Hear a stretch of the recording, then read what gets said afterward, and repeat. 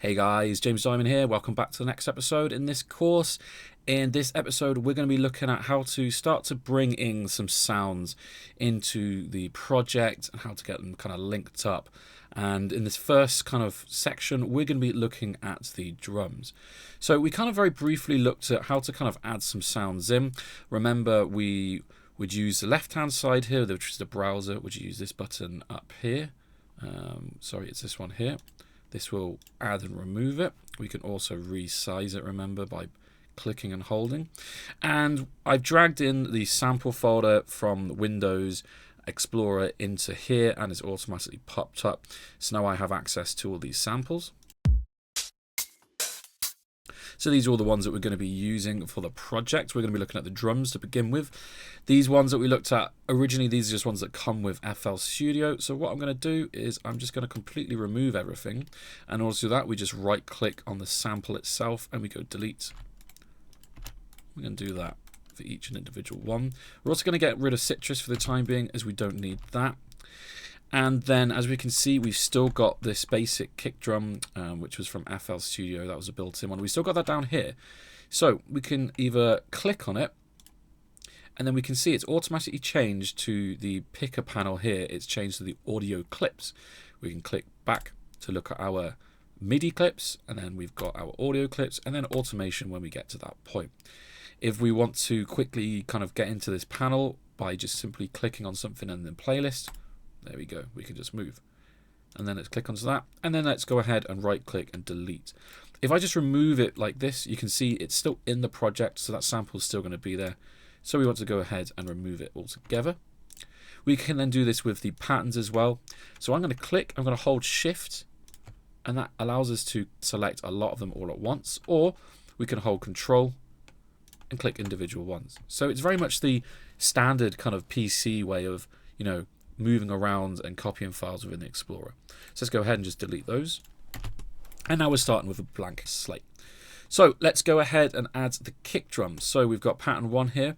We're going to right click, we're going to rename, we're going to say kick, we're going to add our color, which is this nice dark green. Then let's go up to our channel rack, and now we want to drag and drop the kick drum. There we go, and now it's already got the name kick drum. Let's go ahead and give that a new color. And again, this is the process. We now want to add it to our mixer channel. So we've still got our mixer channel set up from before. Let's go ahead and remove this so we can right click, reset selected tracks to default. Really, really handy. There we go. Now let's get rid of that. And let's do the same for this one. So let's go ahead. We want to link this to the mixer channel. We can see we've got it highlighted with the kind of green rectangle here. And I'm just going to use Control and L, much quicker. Then let's go ahead and add in our 4 kick drum hits. So we're doing it on 4 on the floor. And we're going to be right clicking and we can go into the piano roll. However, at the moment, we can see we don't know where our first kind of starting note is. We don't know whether it's on the C5 or the C8. This is going to change the kind of the pitch of the sound itself.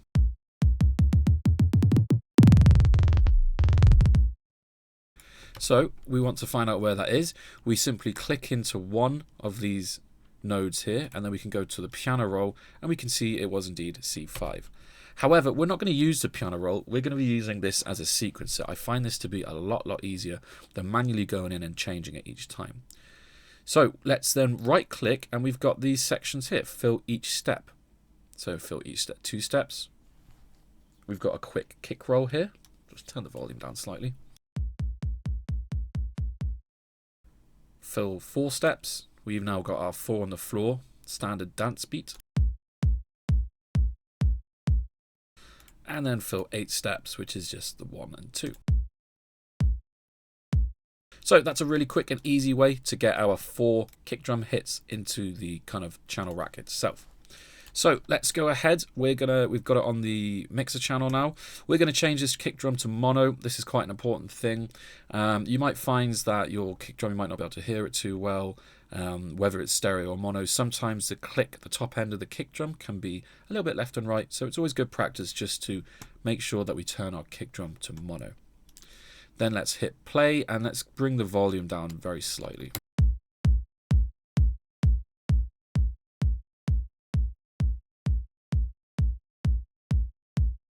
There we go. So we can see I started at -12 there. Now the reason I'm doing that is because I want a little bit of headroom, this is called. So we don't want to have everything at the kind of 0 position here where we're pushing a lot forward. We want to have this extra headroom where we can push up before we get to the 0 mark. And this is just something that I've picked up over the years, and it's what a lot of producers will do. You don't want to start too loud and then have the master output be clipping too much. So we press play.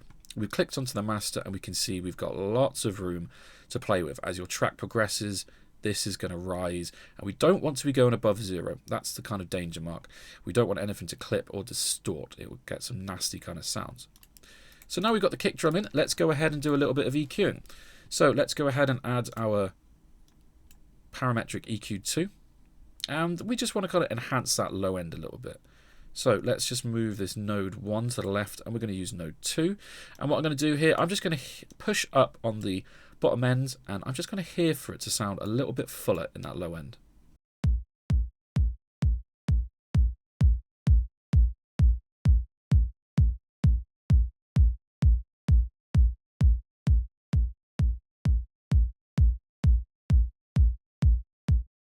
And as you could hopefully hear there, as I was moving the frequency from left to right, we could hear in this area here, it was a little bit boxy. It didn't have that nice low sub frequency. Whereas down here, we can physically see on the parametric EQ, this is why it's really great to use this plugin, because we can see exactly where the main kind of frequencies are. We can also go down to the bottom right hand corner here and enlarge it, so we get a nice big view. Really, really handy. So that's really all we want to do for the kick drum. We don't want to make too much we don't want to do too much with it. And then as you can see, we've now pushed the volume up slightly, so then let's just bring that back down to around the -12. So that should be about right. So let's go ahead and add in our next section, our next samples. We're going to be adding in some open hi-hat. So typically with dance music, you'll have your kick drum on the beat, and then you have your hi-hat in between on these offbeats here. So remember, we need to add a new pattern. So we go up here with the plus, and then we're going to say open hi-hat, and then let's give that color. So now we have our open hi-hat pattern, and we can go back and change it up here. In fact, first, let's not get ahead of ourselves. Let's add in the kick drum pattern into the playlist. There we go. So now we've got a kick drum pattern, and now we can click onto here, or we could change it from up here. Okay, so let's use the open hi-hat and paste it in. Now let's go ahead and open our hats. And remember, it's just a simple drag and drop. So let's go ahead and we want to recolor these. Now, another easy way to do this when you've got more than one, you hold Shift, you need to have them highlighted, Shift, Alt, C. And then we can see we've brought up the color gradient. We want the first as green.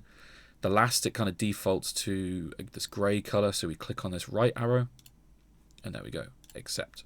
Perfect. Now let's go ahead and add these to the mixer channel. So we can do a Control L, which will add them to the same channel. We don't really want that. We want to then separate them to mixer 5 and 6. We can do that manually by clicking on the green rectangle, highlighting it, and then adding it to the mixer channel. Or if we have them both highlighted, we can do Control, Shift, and L. And there we go. We've got both of our hi-hats now within the mixer channel itself. So let's bring those volumes down to start with, and then we're going to add in our open hi-hat on the offbeat for each individual one.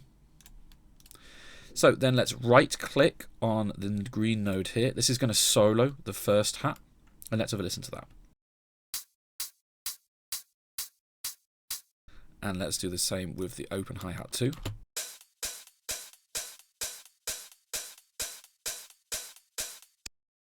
So as you can hear on the open hi-hat too, we've got a little bit of a weird kind of sound going on there. As we can see, the sample is not quite exact where we want it to be.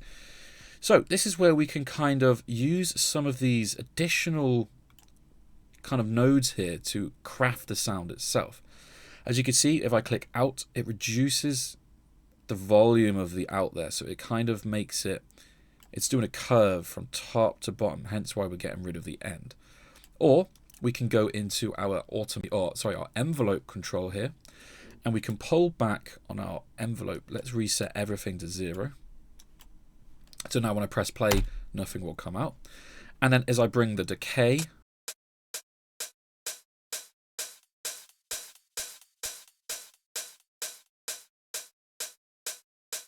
we could hear now that we've kind of shortened that sound off itself.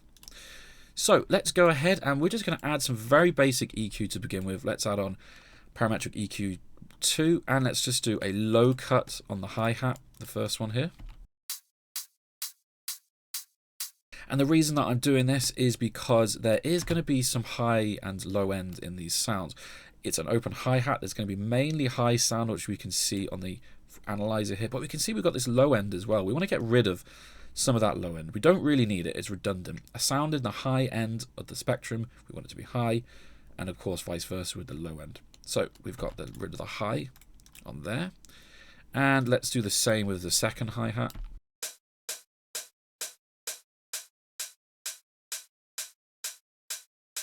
So there's quite a bit more that we had to take off there. Now let's go ahead and add them with our kick drum.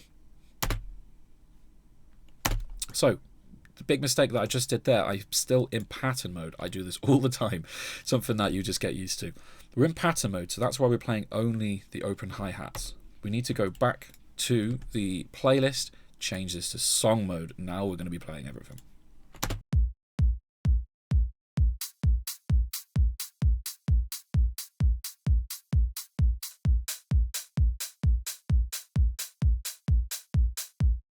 So that's sounding quite nice. We've just simply added those two hi-hats in, and we're just using the volume controls to get them to the desired level. So let's go ahead and add in our closed hi-hats. So these are going to be our kind of running hats, which go underneath. So we add our pattern, we rename it, we give it a color. We then add in our hats. Now these ones are going to be the 16th notes running in between. So we've got our open hi-hat on the offbeat, kick on the beat, and then we want to fill in those gaps. So we're just simply going to click and drag with all of these. We're then going to do the Control-Alt-C to change the color. We're then going to highlight both of them and then go back to the mixer, Control-Shift-L, and now we've brought them both into the mixer itself. And then let's repeat the process of listening to the sound and maybe manipulating the envelope. So here's the first one. So there's quite a bit going on in that one. So as we can see here, we've got a lot of this kind of extra sounds at the end there. Let's go ahead and remove some of that. So we start at 0, and then we can either use the hold or the decay. Let's use the hold this time.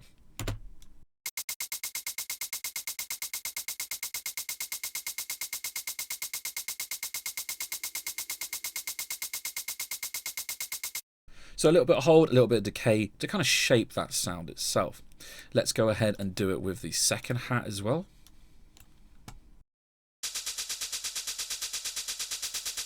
So let's maybe make that one a lot shorter. So let's bring everything back down, 0, and let's use the hold. And a little bit of decay there as well. Then we're going to repeat the process of adding in our EQ. Oh, sorry, and let's add the parametric EQ 2 and just take off some of that low end.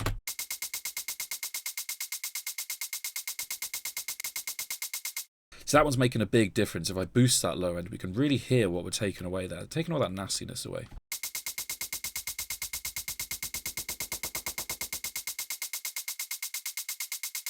Much better. All we can now hear is just that nice high end of that kind of shaker. And let's go ahead and do the same with our hi-hat 4.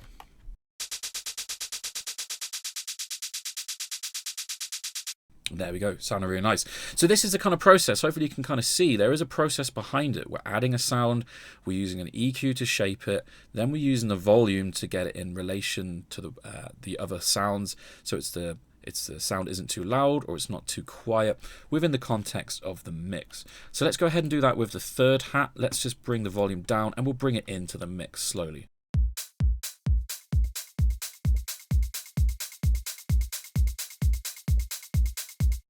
So around about there sounds good. And then let's do the same with hat number 4.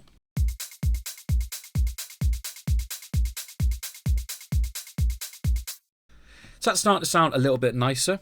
So there's one more step we can do. We can actually manipulate this even more. So as I said before, I find it easier just to use the kind of channel rack here to add in the sounds themselves or the notes themselves. Then let's go ahead, and I'm just going to mute this on the left hand side here. So these green nodes here are also your mute options. We've got pan here as well. This is called like a pre-pot, or it's a pre-pan because it works before the mixer. We don't want to get into that too much, but there's also a volume controller here. However, I really want you guys to understand we should be using the mixer in order to mix our sounds. This is how we're going to do it. This is how it's professionally done. We don't want to use these pre-fades, is that what they're called?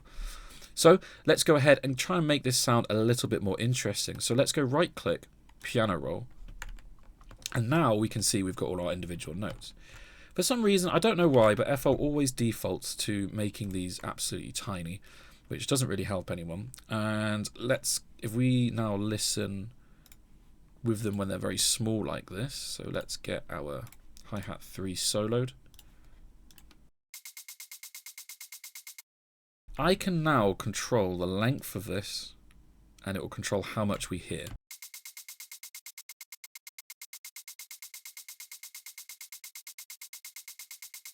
Now the reason that it works once we've kind of pushed the sound forward, once I've made it, larger or smaller, is because we've changed the envelope here.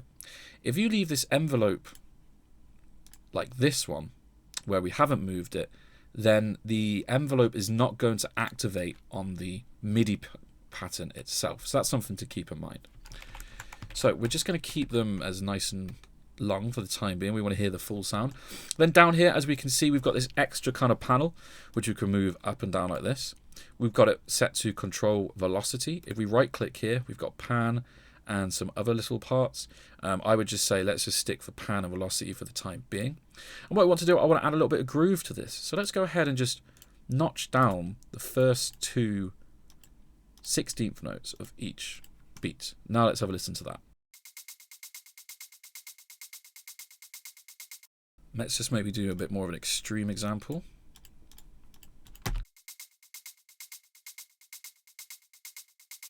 And there we go. We can now hear that this velocity is controlling how loud it's playing within the MIDI pattern. Really, really, really handy. So let's go ahead and copy that over.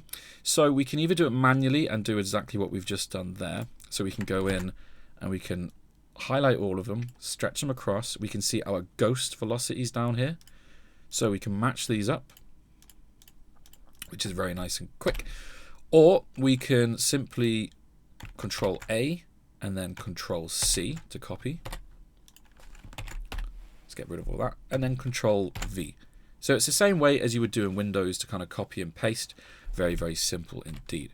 So now let's have a listen to how those both sound. A nice little bit of groove there going on. Let's go ahead and change it back to song mode and listen to how that sounds with the open hi-hats.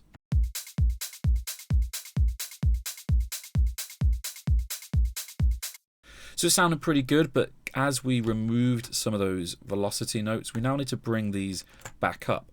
So what we can do here, we can hold Control and select with your left mouse button, and we can select both of these, and this is really great. Now we can just control both of them at the same time.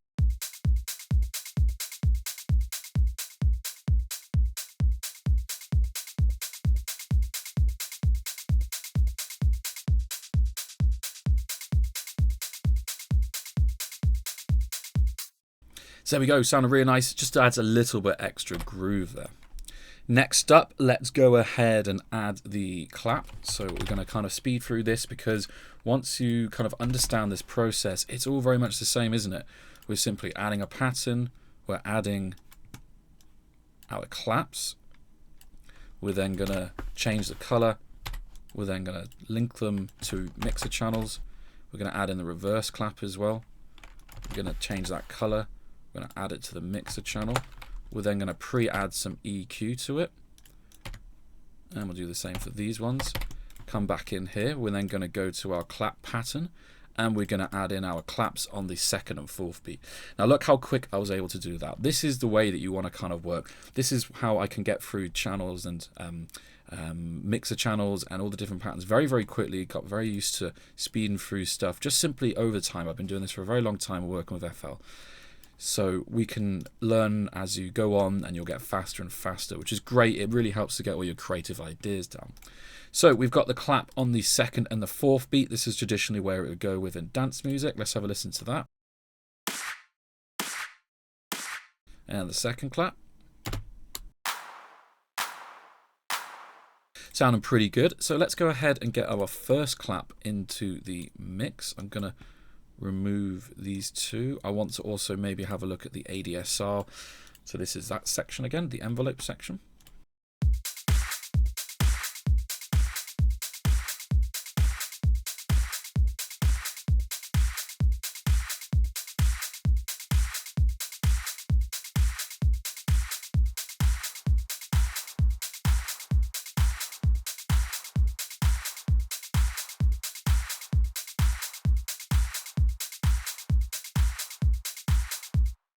So as you can see there, pretty self-evident. I was just going through the same process, going through the EQ. I added a little bit of high end on that clap just to make it a little bit snappier on the first one. We've then got the second clap, which has got that tail kind of reverb on. So maybe let's have a look at shaping that. Quite long, isn't it? So maybe let's go ahead and we'll have clap 1 and 2 playing at the same time. We're going to bring our envelope settings back down. We're going to use the holes to make it the length of this reverb on the tail of the clap. So it's this section here that we're listening for. We've got the transient, which is this section at the start. We've got the kind of body, which is this in-between bit, and we've got the tail, which is this last section here. So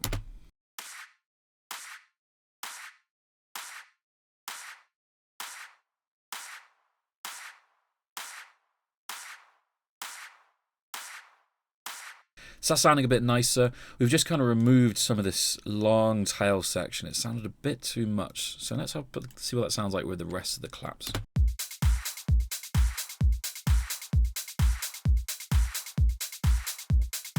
Yeah, that's sounding a lot nicer. As we can hear, we've just got a little bit of tail going on, not too much at all. So next up, we've got our reverse clap, and let's just put that into here. So we add our pattern, we give it a color. We then paste it in. We then go into our reverse clap. And let's just have a quick listen to see how this sounds. We've got it linked up to the mixer channel already with the EQ kind of armed, ready to go.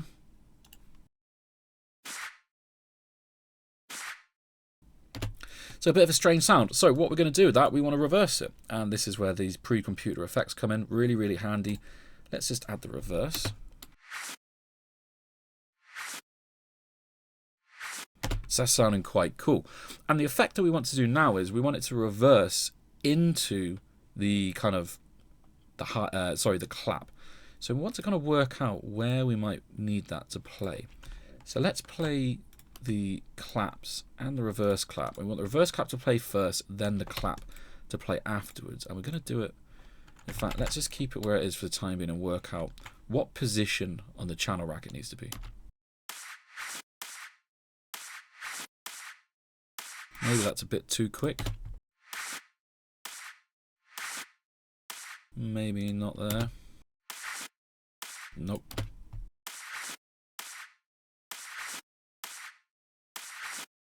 That sounded pretty cool. Let's maybe move it along.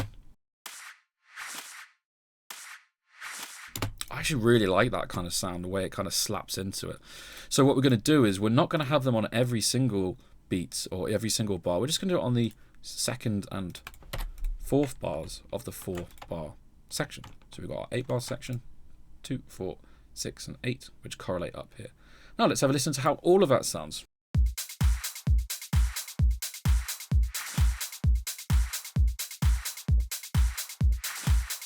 That's starting to really come together quite nicely. Very simple, basic, not a lot of work needed. Now let's just go ahead and take away some of the low end of that clap reverse.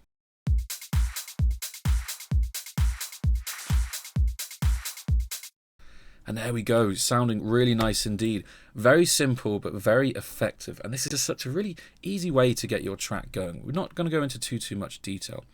One last thing is what we can do. We've got all of this. We've done all of these colouring. We're getting it all kind of set up nicely. But as you can see here on the left-hand side, nothing's coloured. So what we can do is we can hold Control, left-click and drag, right-click, and we have some more options here. And we can do an individual rename and colour, or we can just hit Auto Name. Now this is why I was saying at the very start to always get your colours and your names down on here. So if I were to, for example, just type in anything into here and then adds this anything clip, if I were to right click Auto Name, it now pops up anything, but we haven't given it a colour.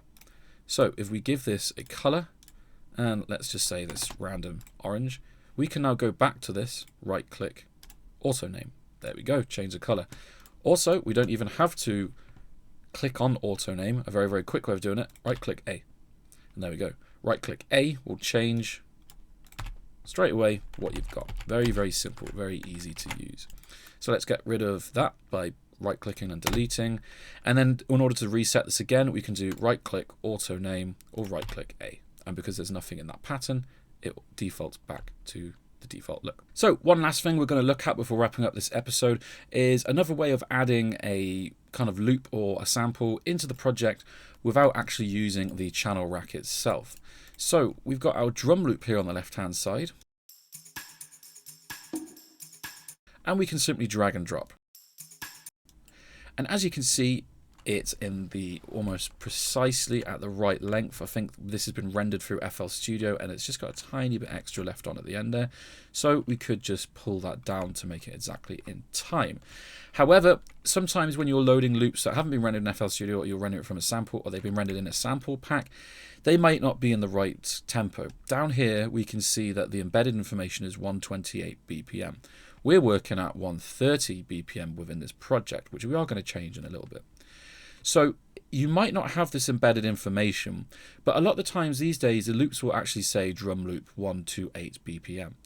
And in order to change the tempo of that loop, when we've added it within the playlist like this, we can go to this small option kind of up here in the top left. What does it look like? Kind of looks like a waveform, a kind of sound file. We then click on that and then we go to fits to tempo. Now because this was rendered through FL Studio, it says 128 embedded. If it's not rendered through FL Studio, it might say 128 estimated. And generally FL Studio is really, really good at picking up the kind of transients of drum loops, and it will help you to kind of automatically stretch it and give you the right tempo to begin with. But if you know the tempo, we can also just go down here, type in BPM. So if it doesn't come up with the right tempo there, it might come up with say 123. And that won't work. That won't change it to be stretched to the right time of the project. We can then type in the BPM. Click here. And then it's got 128, hit enter. And this is a very quick and easy way to get the drum loop to be in time with your project. Another way of doing it is we can use what's called the FL Slicer. This is a really, really fantastic plugin. So let's go ahead and add in our drum loop pattern. Let's give it a color. And then what we're going to do, we're going to right click and we're going to come down here and say open a new Fruity Slicer channel. We've also got open a new Slice X. I would ignore that for the time being. They're both the same kind of thing. Slice X is a bit more advanced. So let's open it up. And as we can see, we've loaded it into a sampler and it's changed it into MIDI. And as we can see, we've got the 4 bars of the loop.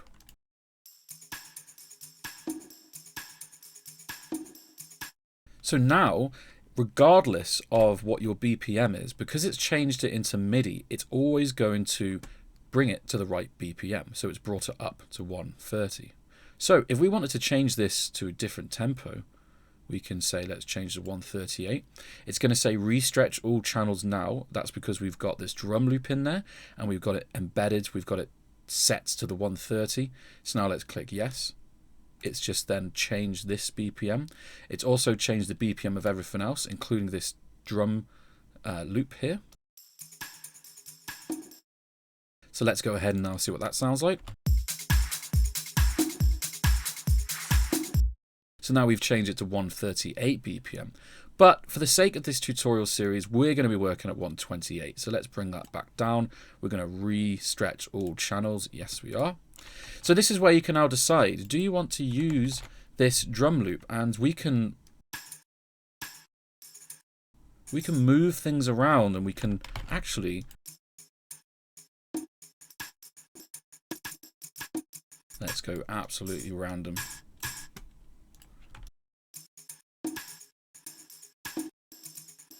We can change the way that that loop is sounding. Absolutely brilliant. It's such a cool tool. You can add pretty much any single audio sample into this with varying different kind of results. Really, really good for drum samples. This is the way that I like to use my loops themselves. So let's just rename that to drum loop and give it a color. And then I'm just going to delete this one from the project. And then let's go to our pattern. Let's get it into the project. We just need to change the length. And there we go. Very quick and simple way of getting your drum loop in. Now let's go ahead and link it to a channel. And then let's bring the volume down, add our EQ, solo it, play the clip.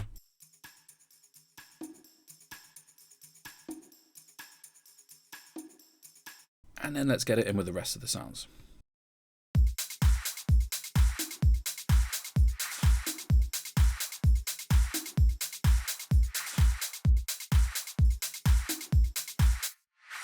Really, really helps bring the kind of overall sound out. Sounding fantastic. So there it is. Might be a little bit overwhelming to begin with, but hopefully you can see the process. It's actually quite simple. The processes kind of remain the same. It's then all about you adding your own creativity and playing around and messing around with things. So hopefully that was helpful. In the next episode, we're going to be looking at the bass and start to bring in some more of the melodic sounds. So I'll see you then. Bye-bye.